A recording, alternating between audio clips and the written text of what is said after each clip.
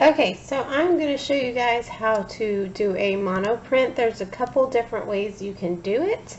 Mono means one, so that means when we print this, this is going to be the only one there is. You can't ever do another one that's going to be exactly like it. It's always going to be a little bit different. So the first thing you need to do is have some paper, and you're going to put your name on it. So all the paper that you're going to use or think you're going to use, go ahead and put your name on all of those. I'm going to do 2 for right now, so I've got my name on both of them. And then I'm going to set those aside for a minute. And then I'm going to start on my mono printing. I've got this mat right here taped so I know where to put the paint. I've got paint on my tray, and then the first one I'm going to do, I'm just going to paint a picture. So I'm going to get some paint on my paintbrush, and then I can go ahead and start painting right on the mat.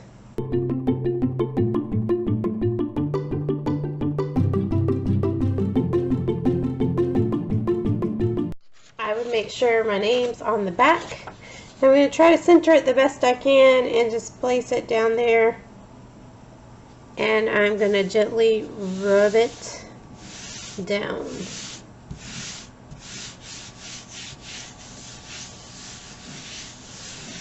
And just give the paper a nice little massage.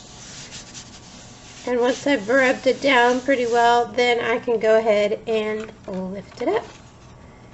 And now I have a nice print. Take a bigger paintbrush, and I don't even have to clean this off. I'm just going to take the paint and paint this whole rectangle here. This I'm going to use a Q-tip for, and just draw in the paint with my Q-tip.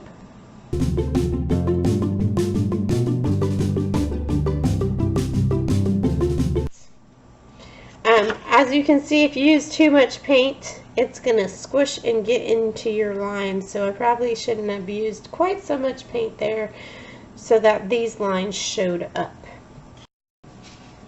So now I'm going to go ahead and take these prints and go ahead and put them on the drying rack so that they can dry. I don't want to stack them because the paint still might be wet and they'll stick together. So I'm going to put them next to each other on the drying rack. For this printmaking technique, we're going to do Gyotaku. Of course, for any printmaking that you're doing, you're always putting your name on the back of your paper first so we don't lose anybody's paper. And Gyotaku is fish printing. It comes from Japanese. Gyo means fish, taku means stone impression. So it started in Japan with fishermen wanting to record their catches of the day. So you're just going to paint over this fish, which is not an actual real fish because that would be smelly. This is a rubber fish. The Japanese fishermen actually used real fish, and they would brush ink over it, and then they would print it on a piece of paper so that they can have a record of their fish, and then they just wash the ink off of it so that they could cook it and eat it. So when you're painting your fish with the paint, you want to make sure you get the whole fish, and you want to make sure that you're not getting too much paint on there, because if you get too much paint, you're going to miss all the little details. And I'm also trying not to get too much paint on the outside. Once I've got my whole fish covered, I'm going to take my paper, making sure that my name is on the back, and I'm going to center it the best I can, put it on the fish. With one hand I need to hold it because I don't want my paper to move around, because this is not a flat surface It's a little bit tricky, and it might take you a few tries to get it right. You're going to make sure you get all the fins and everything rubbed down.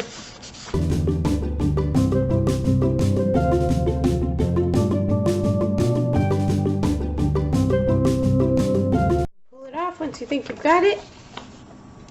That came out pretty well.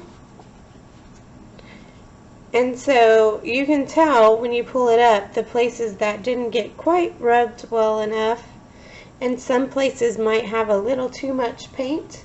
So that's why this technique probably takes a little bit of practice. And then this would go on the drying rack to dry. Alright, so I'm going to show you guys how to do some jelly printing. This is called a jelly plate. I have them in these trays. You're just going to pull it out from the tray, and you'll notice it's kind of wobbly.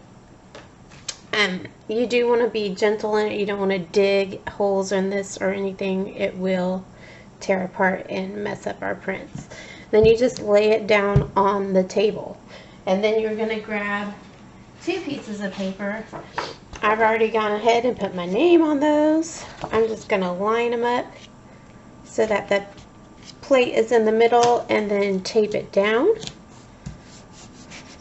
This will make it easier for when I'm printing. And then I'm going to line this one up and tape this one down. And then I'm ready to start printing and just flip them over. There's lots of different things you can do with a jelly print. I'm just going to show you a few of them. To start with, you're just going to put a little bit of paint on your plate. You don't need a whole lot. In fact, that might have been a little too much. We'll see in a minute. And then you're going to take your brayer and you're just going to roll it over your plate till it's pretty even. And then I'm going to put my brayer to the side, and then there's lots of things we can do with it. The first thing we can do with it is I've got some stencils, and you can just put a stencil on there, and then you're going to put your paper on and gently rub, give it a massage.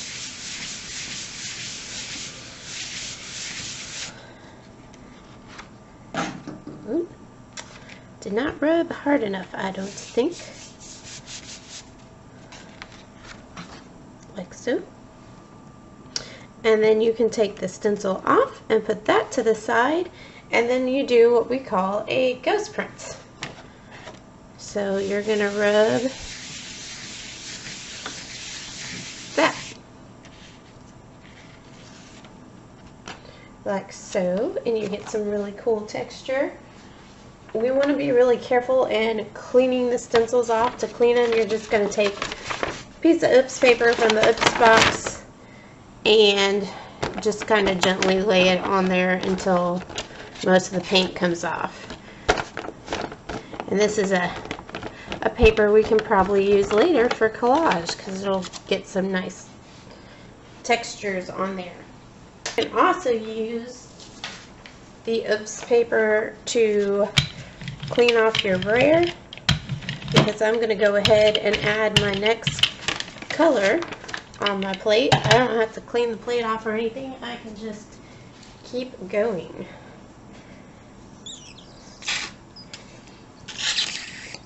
I'm going to add a little bit of paint to that and roll this out.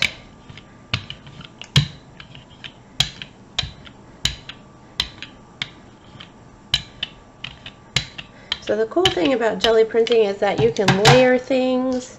I just cut out some different stencils from a poster board. I'm going to go ahead and add these. You can even add string. And then I'm going to lay my paper down and rub it.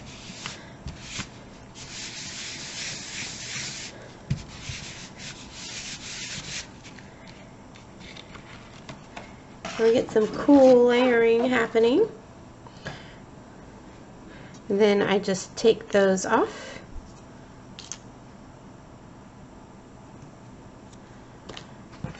And do a ghost print. So you're just going back and forth with your two pieces of paper.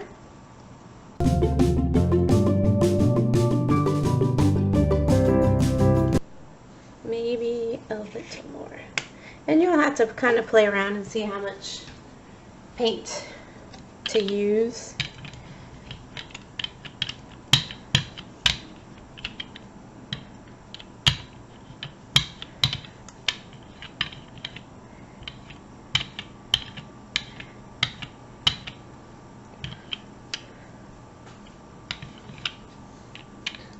And this time I'm going to go ahead and take some of these paint scrapers that we have, and you're going to be gentle, but you just run them through the paint to create a pattern.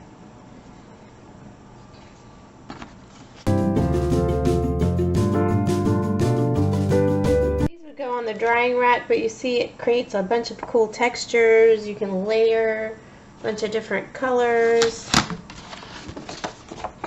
And that's my original print.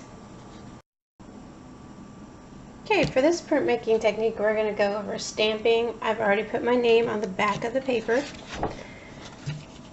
And you're going to need some paint on your palette.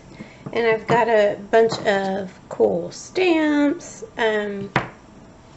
lids, all kinds of things. So the first thing I think I'm going to do is I'm going to use this card. And I'm just going to get a little bit of paint on it. I don't want too much. And I can make some nice lines with this. I can also take my lines and kind of pull, like so. There's a lot of artists that use this technique to kind of make birch trees. So I can use that. You can also create some cool lines with cardboard using the side of it. Again, you want to make sure you don't get too much paint on it. If you get too much paint, it doesn't come out very well.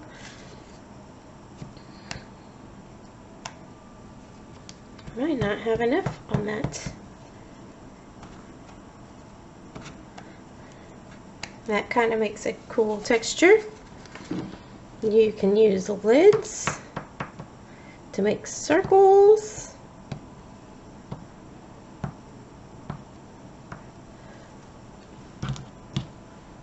And these shape stamps to make different shapes.